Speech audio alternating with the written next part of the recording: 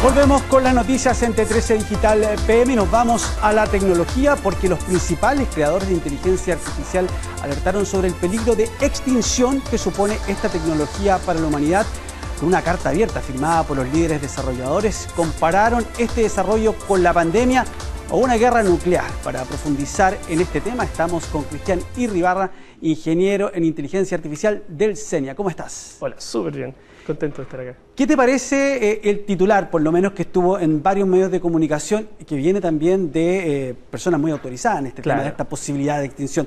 ¿Es una exageración? ¿Es una posibilidad? Es una exageración, pero yo creo que es una exageración bien medida, en el sentido de que provoca lo que queremos que provoque, que es que se estudie, que se empiece a poner en la palestra el tema de la inteligencia artificial.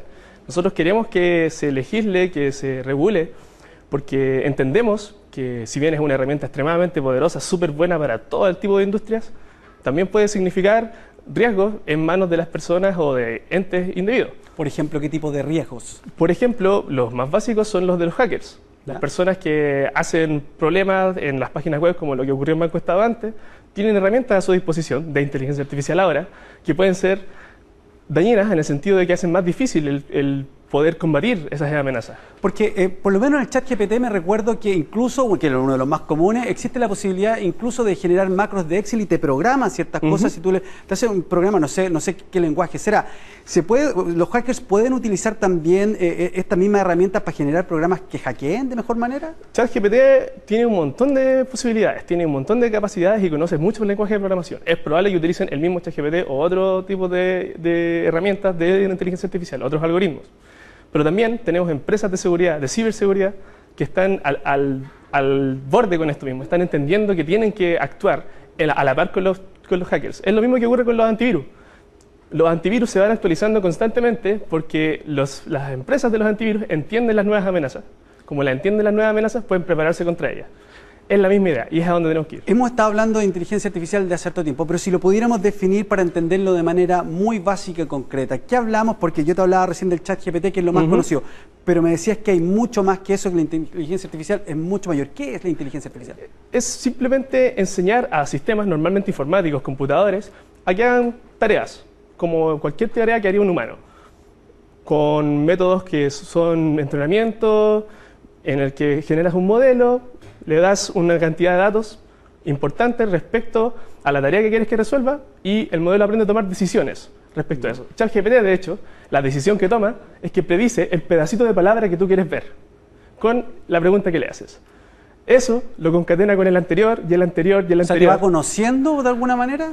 Más que eso, va conociendo la literatura en general y cómo se comporta el lenguaje del humano al estar entrenado con cientos de millones de libros y papers y todo tipo de ingreso de literatura que se haya podido ingestar. ¿Y va aprendiendo solo? ¿Se va, digamos, autogenerando este conocimiento? ¿Lo van interviniendo? ¿Cómo pasa? Hay dos procesos importantes específicamente en ChatGPT. El primero es el aprendimiento, ese aprendizaje solo, por así decirlo, que el algoritmo lee los libros, hace un procesamiento importante ahí y los convierte en una matriz numérica desde la cual hace una optimización numérica y dice, perfecto, este es el tipo de cosas que ustedes ven.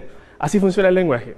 Pero por otra parte, hay un proceso súper importante que es con humanos, que están ahí interactuando con el ChatGPT o con cualquier otro algoritmo de ese estilo y le dicen, este mensaje es el que me gusta, este no. Responde así. Y esos humanos somos nosotros, los usuarios. Claro, por supuesto. Son no solamente los usuarios, las mismas personas que desarrollaron el algoritmo tienen un batallón de personas que están trabajando para poder hacer que el algoritmo tenga una respuesta coherente y humana.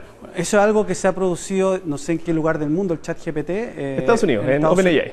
Perfecto, pero acá en Chile, ¿tenemos este tipo de tecnología? ¿Hay, digamos, empresas o industrias que la están utilizando? Claro, la utilizamos prácticamente todos en nuestras redes sociales, las empresas de logística, los bancos, las aseguradoras, pero no lo utilizamos como al mismo tipo de ChatGPT, ¿me entiendes? Hoy en día el ChatGPT es como el juguete nuevo. Todos queremos utilizarlo para todas nuestras cosas. Pero hay muchos algoritmos de inteligencia artificial que vienen desde hace harto tiempo ya que utilizamos constantemente. Los mismos bancos, por ejemplo, para evitar fraudes, para detectar los fraudes, hacen algoritmos de inteligencia artificial basados en sus bases de datos de cuáles son las personas que han hecho fraude y cuáles no. En ese mismo estilo, hay un montón de otras empresas, la logística, cadenas de suministro, farmacéuticas, supermercados, todos utilizan inteligencia artificial.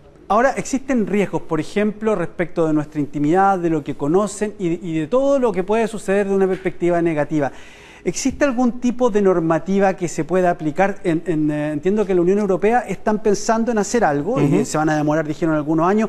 Aquí en Chile, ¿existe algo que lo regule o estamos frente a una herramienta que puede ser peligrosa desde ese punto de vista porque no tiene ninguna norma que la regule? Claro, de hecho, para eso estamos nosotros, para eso estamos el CENIA, estamos para empezar a dar este primer paso en cuanto a cómo entendemos la inteligencia artificial, porque antes de regularla necesitamos entenderla. Necesitamos saber bien cómo funciona, necesitamos que haya transparencia, que haya explicabilidad de los modelos para poder hacer leyes coherentes con las cosas que vamos a estar utilizando, porque podemos decir, no hagas estas cosas con completa ignorancia de cuáles son las verdaderas causas o cuáles son las verdaderas cosas que pueden generar los algoritmos de inteligencia artificial y vamos a estar haciendo disparo al aire. Entonces, ciertamente aquí en Chile en este momento no existe una ley tal cual que diga que con tal tipo de algoritmos, por ejemplo, no se puede hacer cualquier cosa, pero vamos hacia allá. Y, por ejemplo, si en principio, si hiciéramos un análisis muy a grosso modo, ¿qué cosa, por ejemplo, a ti te parece que debería estar prohibida hoy día, por lo menos, o que en el futuro deberíamos empezar a prohibir? Claro, más que una prohibición, yo creo que algo que es súper importante y básico de hacer es que todo tipo de contenido generado con inteligencia artificial tiene que estar explícitamente dicho que está generado con inteligencia artificial. Esto para combatir principalmente el tema de la desinformación. Porque como hemos visto, las redes sociales se prestan mucho para la desinformación en general y no hemos aprendido a controlar ni a regular las mismas redes sociales que vienen existiendo hace hartos años antes.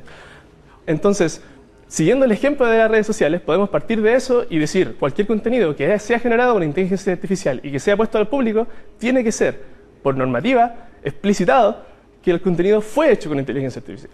Perfecto. Ahora, si avanzamos, no sé, en algunos años, porque me imagino que esta carta que hicieron los desarrolladores, claro, es un titular que genera un efecto, pero me imagino que también lo hacen porque si esto avanza durante varios años, me imagino que los efectos pueden ser mucho mayores.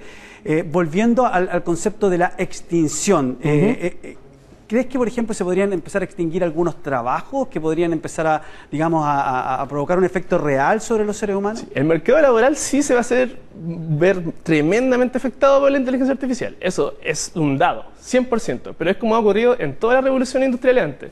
Pasó cuando nació la electricidad, pasó cuando llegaron los autos, pasó cuando llegó el Internet. Y va a pasar de nuevo. Eventualmente no con la inteligencia artificial y con cualquier otra tecnología que ocurra.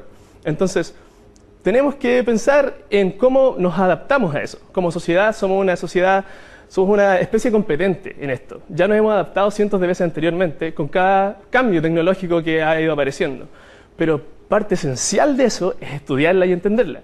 Porque si no, no vamos a saber cuáles son los tipos de trabajos que va a... ¿Y hoy día se está estudiando? ¿Hay lugares donde esto se esté desarrollando, se esté enseñando acá en Chile? Claro, hay cientos de estudiantes y profesores de doctorados que están asociados con el CENIA, por ejemplo, que están haciendo estudios activos en cómo funciona la inteligencia artificial. Hay muchos estudios en cuanto al sesgo que tienen las inteligencias artificiales porque los modelos son entrenados con datos de la realidad y la realidad humana está sesgada, ¿cierto? Conocemos muchos sesgos en cuanto a grupos étnicos, género, etcétera, etcétera. Y esos son transmitidos a la inteligencia artificial, entonces tenemos que contrarrestarlos. Y ahora, lo que conocen respecto de Chile, este tipo de inteligencias, porque mucha información puede ser tal vez tomando, si estamos hablando de sesgo, tal vez el sesgo que podría existir en Norteamérica o en Europa, respecto de conocimiento real de lo que pasa acá en este país. ¿La inteligencia artificial está manejando harta información o todavía está un poco distante? Está súper distante en eso. Falta mucho que hacer aún. Hay proyectos que se han levantado respecto, por ejemplo, a generar bases de datos de texto en español o texto chileno, porque nosotros tenemos un léxico muy especial. De hecho, claro, si hablamos como bien chilenizado, probablemente los algoritmos de inteligencia artificial, que son buenos para entender la voz, no van a entender también el español chileno. Son ese tipo de cosas con las que tenemos que avanzar. Y bueno, obviamente existe la eventual, digamos, idea de que esto va a terminar como Terminator o algo por el estilo, pero hay muchas otras cosas anteriores a las que tenemos que preocuparnos, entre ellos, por ejemplo, la crisis climática. No vamos a poder desarrollar un algoritmo de inteligencia artificial suficientemente potente si es que no resolvemos la crisis climática primero, que la podemos resolver, de hecho, con herramientas de inteligencia artificial. Entonces, hay muchas otras preocupaciones que tenemos que tener en un principio para las cuales la inteligencia artificial es una herramienta sumamente potente. O sea, puede ser así como este peligro que hablamos de la extinción, también puede ser una herramienta importante para mejorar varias cosas. Claro, muchas cosas. Bueno, muchas gracias y sobre todo también por el trabajo que ustedes están haciendo. Entiendo también trabajando algo en la próxima regulación de esta tecnología en Chile. Así que el director ha estado ahí presente, así que esperemos que se logre algo coherente y incentivar a toda la gente en verdad a seguir estudiando la inteligencia artificial, a entenderla y a utilizarla, porque es súper útil.